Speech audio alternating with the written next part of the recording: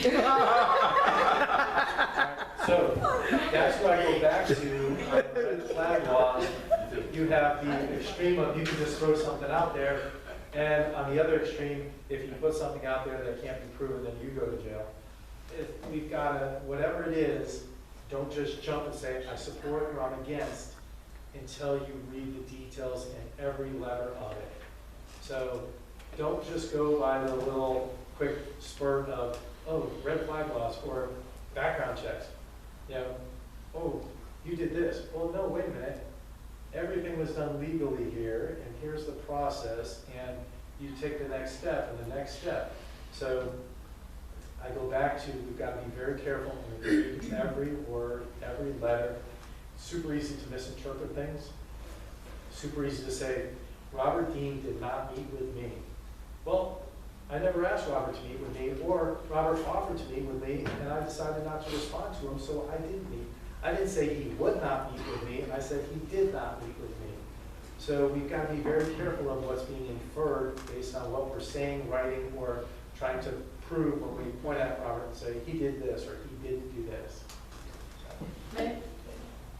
When an average citizen has an issue and they try to read some of these laws, they can't even interpret what you're trying to get to. And that's one of the things I've worked on for the last 6 years, which is clarifying the laws on our books. Getting things like, how many people here know Latin?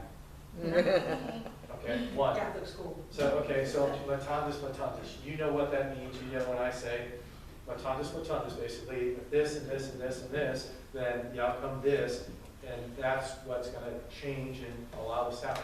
It's in our code section hundreds of times. It needs to come out. We want to make sure that we make clear, concise laws that the average person can understand. We should be able to read our laws, understand our laws. Every single year, I go through and help clarify those laws and try to reduce them down. If it's 400 pages, I try to get it down to 4 pages, easily understood. I've made the mistakes in the past of trying to fix one section of code and then found out later, well, it's just truly the way it's written, it's in the wrong section. It needs to be over here. And the only reason I read that, understood that, is when I looked at the full law, that entire code section, that's where I learned, well, somebody did a quick fix here, and it really shouldn't be there, it should be over here. Resisting arrest and fleeing was one of those things. We moved it from, I forgot where it was, but it needed to go under 182460, and that's what we did. So you've got to really dig into the details, read the whole thing, and take it all into context. Don't just read one line. But the average American citizen in Virginia Beach doesn't have all day to interpret every single law that comes out. And when you said like 27, you introduced 27? 27 different bills. Okay. How many of them were read by the average citizen and they ingest into their life? On every one of those, if you sat down and read them, you would understand the details, and you would understand the levity of every one of those bills. It was so clearly written, you would understand it. I try to write it so the average student of 8 through a high school graduate can understand the bills. That clear. And we rewrite them every year to make sure they're clear and clarifying the laws. We try not to make sure they're confusing. When they are confusing, then I try to make sure we don't pass them, or we rewrite them so the average Joe can understand them. I think it's the method that they come out to the citizen that makes the difference. If you don't read the front page of the newspaper or have access in internet, it can be overwhelming. The newspaper takes a 20-page bill or a 5-page bill and puts it into 10 cents. one little column, 3 lines or 4 lines, and they try to put it in there. And 9 times out of 10, they're just don't read the title of the bill. You have no clue what it does. That's my point. Yeah. Well, that's why it's all online and in our books. Marlena? Yeah.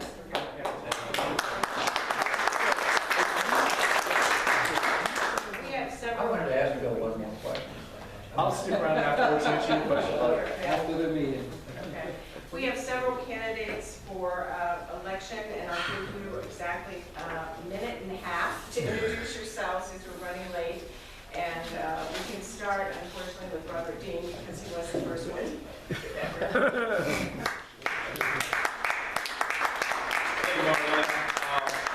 My name's Robert Dean. I'm running for the Virginia Beach School Board for the Rose Hall District. But the way our system's set up in Virginia Beach, no matter where you live in Virginia Beach, you can vote for Robert Dean. And if you do so on November 5th, Tuesday, November 5th, you'll join the Dean's List. Some of you need to be on the Dean's List. Actually, all of you need to be on the Dean's List. I'm running primarily on 4 different items. I'm not going to go into details, but my brochures are out there. Primary is respect and discipline in the classrooms. Number 1, teachers in Virginia Beach should reign supreme when they walk into that classroom. No ifs, ands, or buts, and no more that the teacher has to call the parents on referrals. That's the administration's problem, and if the current administration can't do it, then we need to get new administration. And that'll happen on November 6th if the current superintendent and his minions do not follow the rules and regulations of the school board. They are policy decisions, good policy decisions, and that's what I'm supporting. Thank you very much.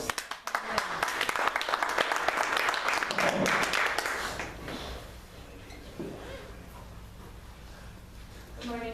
I'm Lee Henderson. I'm your current city treasurer. And this morning I was running a little bit late because on Monday morning we are opening up 2 offices, treasurer's offices within the city of Virginia Beach. We're moving our Pembroke 1 location over to Collins Square Shopping Center. It's our new Thalia location. It has a stoplight to get in. It has no construction going on. It has adequate parking in there, so we're really excited about that. I was in there this morning scrubbing the cabinets with goop on to try to clean things up and make things look really clean and good when we moved some of our furniture over there. We have another office opening on Monday morning. It's on Sabre Street. It's our Lynn Haven office, and that is being combined with the planning department, who moved there temporarily after, as a result of the tragedy. So I'm really excited to offer those additional locations to the citizens of Virginia Beach, and that's what we're there to do. We're there to add that customer service out there and be available to help citizens out there. So I'm running in the election on special election on November 5th, and I bring 19 years of experience to the office. I think we talked earlier about promoting from within, and that's fantastic if the person is qualified and they've been dedicated to their profession, and that's what I've done. I come with certifications, I come with education. The city has invested in me, and I would certainly like to continue to give myself to the citizens of Virginia Beach and to the treasurer's office. So thank you for your time. Appreciate being here.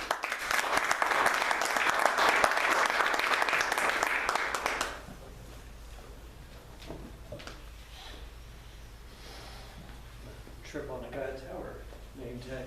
Stuck to the floor. Been there for a while. Hey guys, I'm Conrad. This morning, the reason why I'm dressed this nice is because I went to the Republican Party Virginia Beach Forum for the Rose Hall candidates for city council. It's very fun, and I take it you guys probably know some of my left-leaning positions on issues, but I felt oddly on his right on a couple of positions, including building a new city hall. So it's interesting to feel like that this morning. And just wanted you guys to know, yes, I am running against Michael Bellucci in the city council race, and I would like you guys to give me a shot. Thank you. Thank you all for coming. As you know, Diana has an announcement. I'm sorry.